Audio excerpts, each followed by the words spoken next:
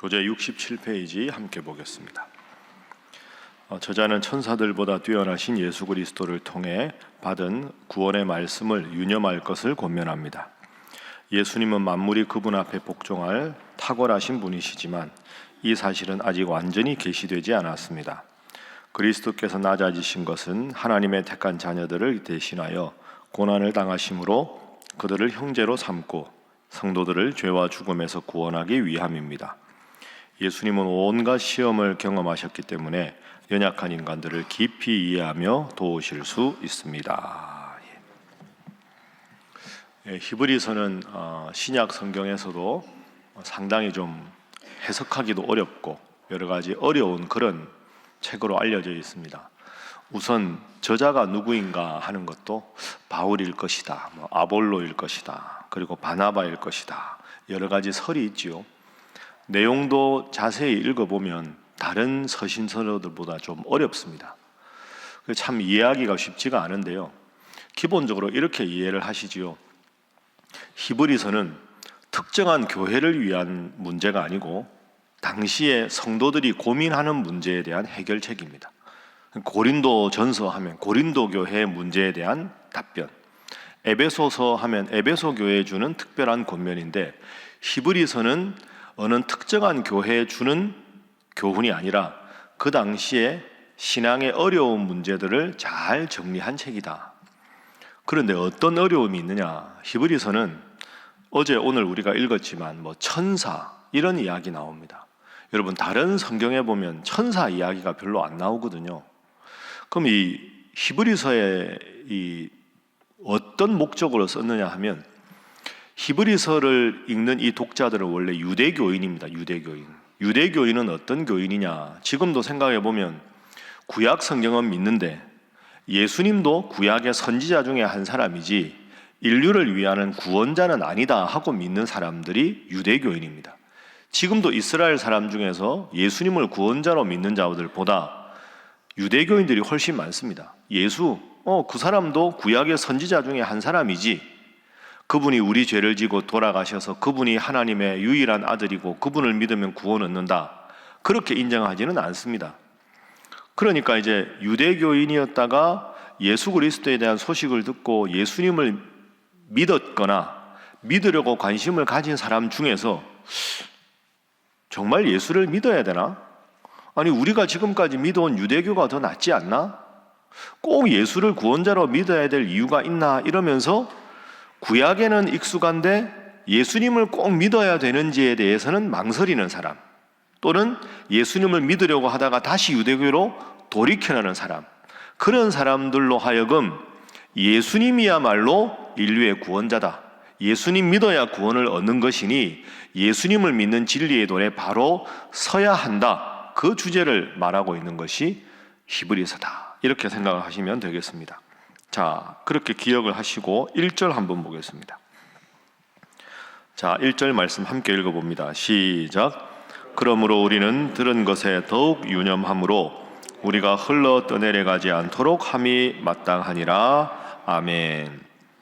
우리가 들은 게 뭡니까? 예수님은 인류의 구원자고 그분을 믿으면 구원을 얻는다 하는 진리를 말합니다. 그러니까 1절은 그러므로 우리는 예수님이 유일한 구원자라는 들은 복음에 대해서 더욱 유념하라. 그리고 흘러 떠내려가지 않도록 하는 것이 마땅하다.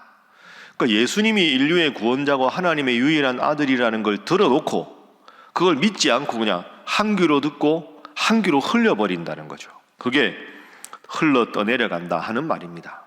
그러니 지금 히브리서 기자는 예수님만이 유일한 구원자라는 것을 이미 들었는데 왜 그 복음을 붙잡지 않고 다시 유대교가 낫지 않냐, 이런저런 생각하면서 복음을 잊어버리느냐? 그래서는 안 된다. 이어지는 2절. 천사들을 통하여 하신 말씀이 견고하게 되어, 천사들을 통해서 하신 말씀은 구약을 말합니다. 율법. 구약 성경을 견고하게 붙잡으면 어떤 유익이 있느냐? 모든 범죄함과 순종하지 아니함이 공정한 보응을 받았다. 자, 그냥 읽어서는 무슨 말인지 이해가 어렵죠. 여러분, 율법의 기능이 있습니다. 율법의 기능은 죄가 무엇인지 깨닫게 하는 것이 율법의 기능입니다. 예를 들어서 출애굽기 20장에 10계명이 나오죠. 살인하지 말라, 간음하지 말라, 도둑질하지 마라, 안식일을 기억하여 거룩하게 지키라. 이 10계명의 의미가 뭡니까? 그동안에 이스라엘 백성들이 애굽에서 노예 생활하면서 죄와 죄가 아닌 것을 구분하는 능력이 없어졌습니다. 노예는 시킨 대로만 해야 되니까.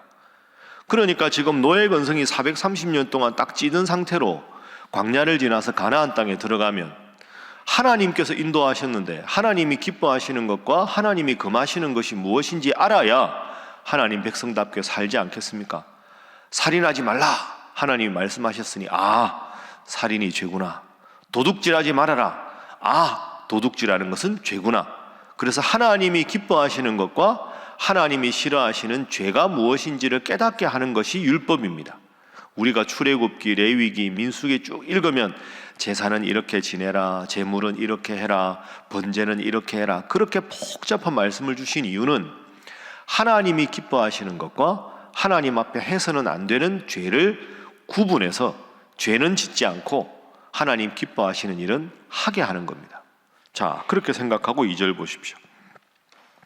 천사들을 통하여 하신 말씀, 율법을 말한다고 말씀드렸죠. 구약 성경은 모든 범죄함과 순종하지 아니함이 공정한 보응을 받았다.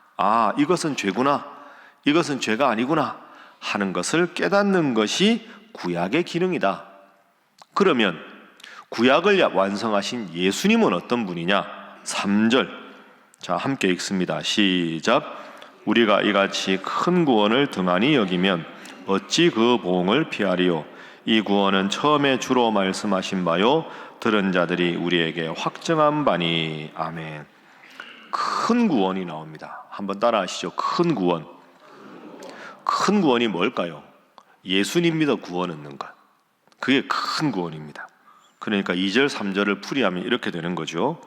구약의 율법을 통해서 죄가 무엇이고 죄 아닌 것이 무엇인지를 정확하게 알게 되었으니 3절, 그러면 죄의 문제를 우리가 해결하기 위해서 예수님을 믿는 큰 구원을 등한히 여겨서야 되겠느냐?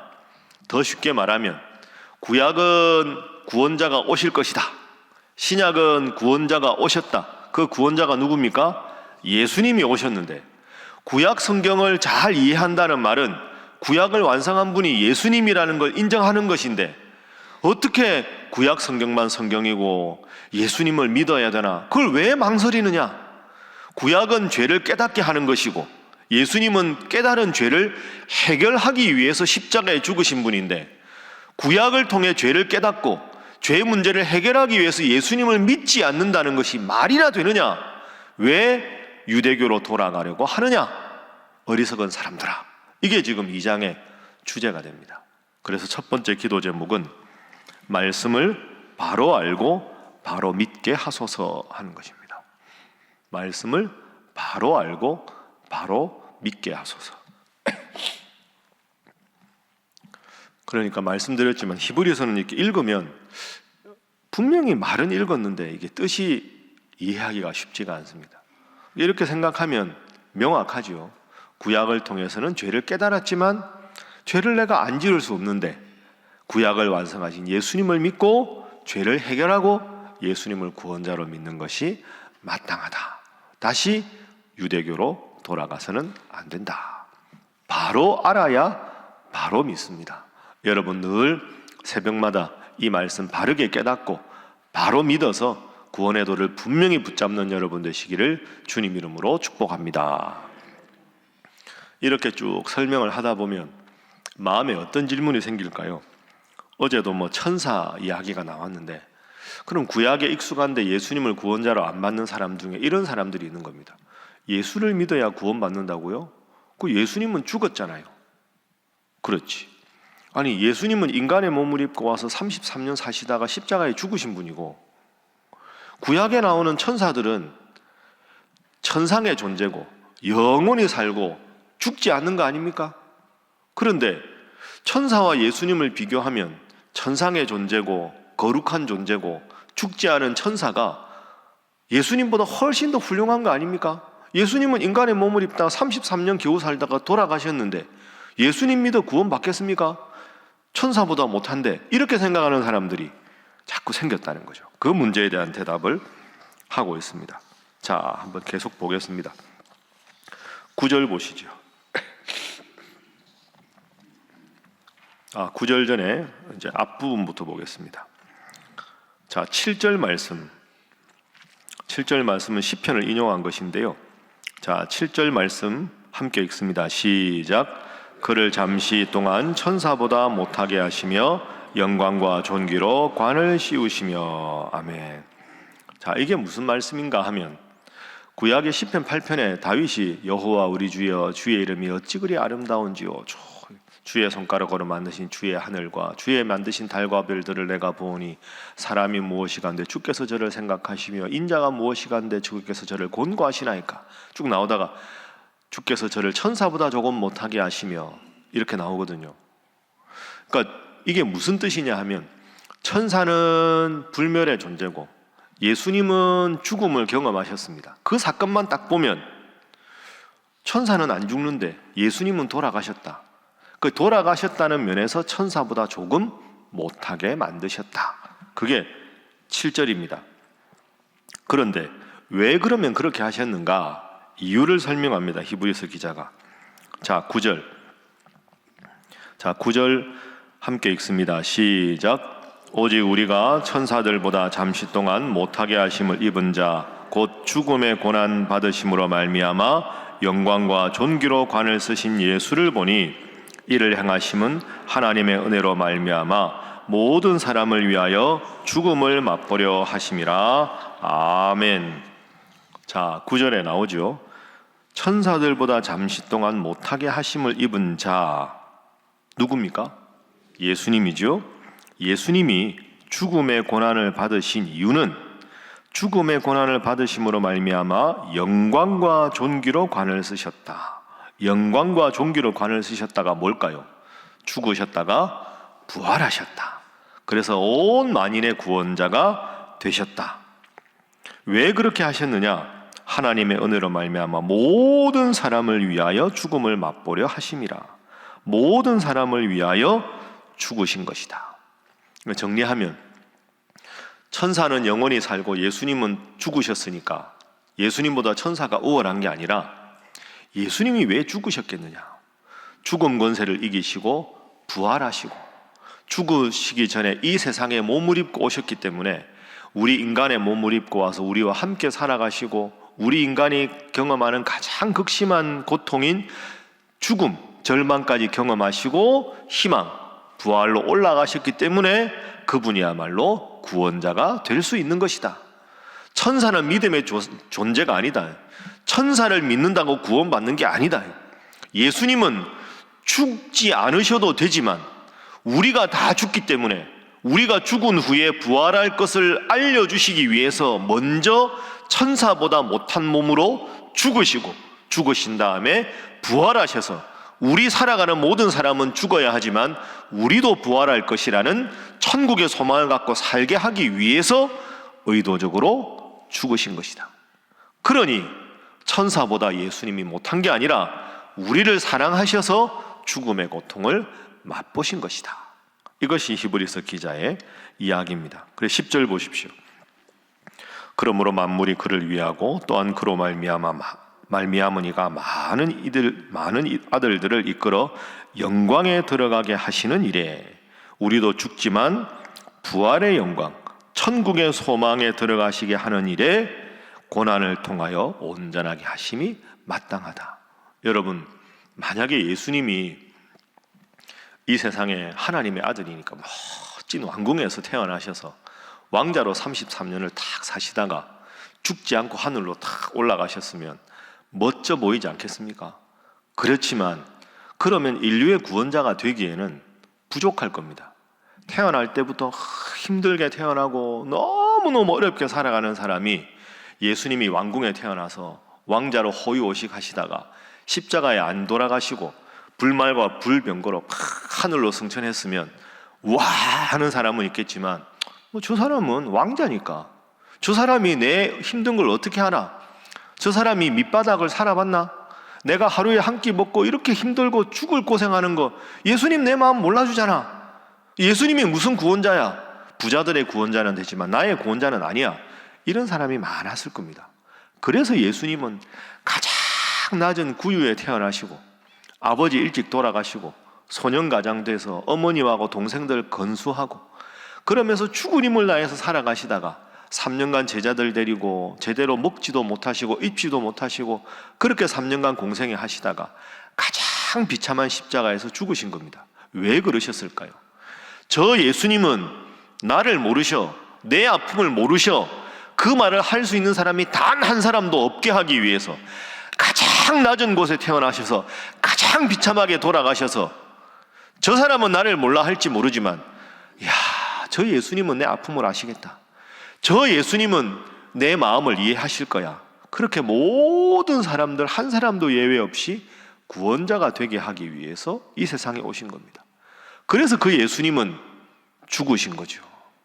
그러니 지금 히브리서 기자는 이 예수님의 그 위대한 희생을 모르고 천사는 안 죽었는데 예수님은 죽었잖아, 천사가 더 낫잖아, 그런 어리석은 말을 하지 말고 왜 예수 믿고 구원받는다는 십자가의 도를 전했는데 그거 다 잊어버리고 살아가십니까 이 사람들아? 그래서는 안 됩니다. 예수를 믿고 붙잡고 살아갑시다. 그걸 지금 간절하게 지금 이야기하고 있는 것이죠. 그래서 두 번째 기도 제목은 예수님에 대해서 바로 알고 바로 믿게 하소서 하는 것입니다. 첫 번째 기도 제목은 말씀에 대해서 바로 알고 바로 믿고, 두 번째는 그 무엇보다 말씀의 정수이신 예수님에 대해서 바로 알고 바로 믿는 것이 필요하다. 어떻게 하면 그게 가능하겠습니까? 열심히 새벽기도 나오시면 됩니다.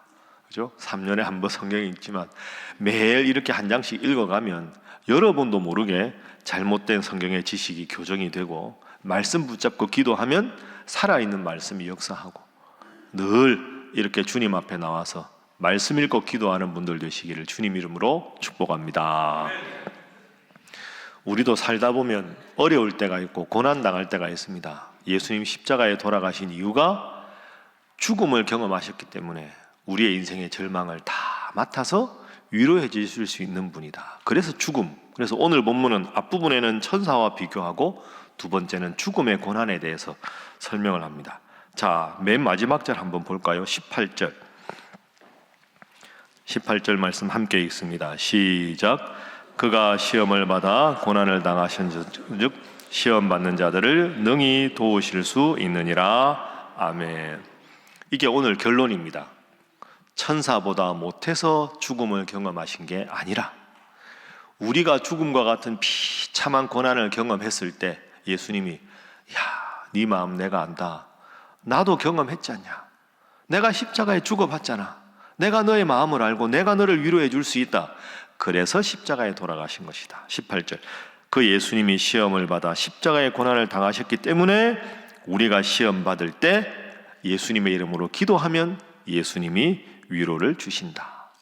그래서 마지막 세 번째 기도 제목은 고난 중에서도 주님의 도우심을 경험하게 하소서 하는 것입니다. 고난 중에서도 주님의 도우심을 경험하게 하소서. 그래서 여러분 오늘은 18절 말씀을 깊이 한번 생각해 보십시오.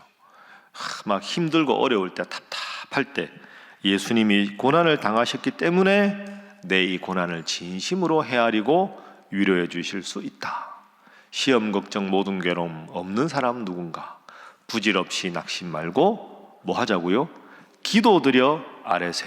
오늘도 여러분의 어려운 답답한 심정 하나님 앞에 다 쏟아놓되 마지막에 예수님의 이름으로 기도합니다 해서 예수님께서 여러분 마음에 위로를 주시고 평안을 주시고 그 힘으로 하루를 힘차게 살아가는 여러분 모두가 되시기를 주님 이름으로 축복합니다. 함께 기도하겠습니다. 하나님, 말씀을 읽을 때 때로는 얼른 알아듣는 쉬운 말씀도 있지만 읽어도 그 말씀을 잘 깨닫지 못하는 경우가 많습니다. 하나님, 저희로 하여금 지혜를 주시고 새벽에 나와 말씀을 열심히 함께 읽어 말씀을 바로 알고 바로 믿는 자 되게 하여 주시옵소서. 말씀의 핵심이 예수님을 믿고 구원 얻는 것이오니 예수님에 대하여 바로 알고 바로 믿게 하여 주시고 하나님, 내 인생의 문제에 대해서 죽음 고통을 경험하신 그 예수님, 그 예수님의 이름으로 기도할 때 우리의 마음에 평안을 주시고 위로를 주셔서 주님 때문에 오늘 하루도 승리하는 인생 되게 하여 주시옵소서. 함께 기도합니다. 주여 믿습니다. 주여 믿습니다. 주여 믿습니다.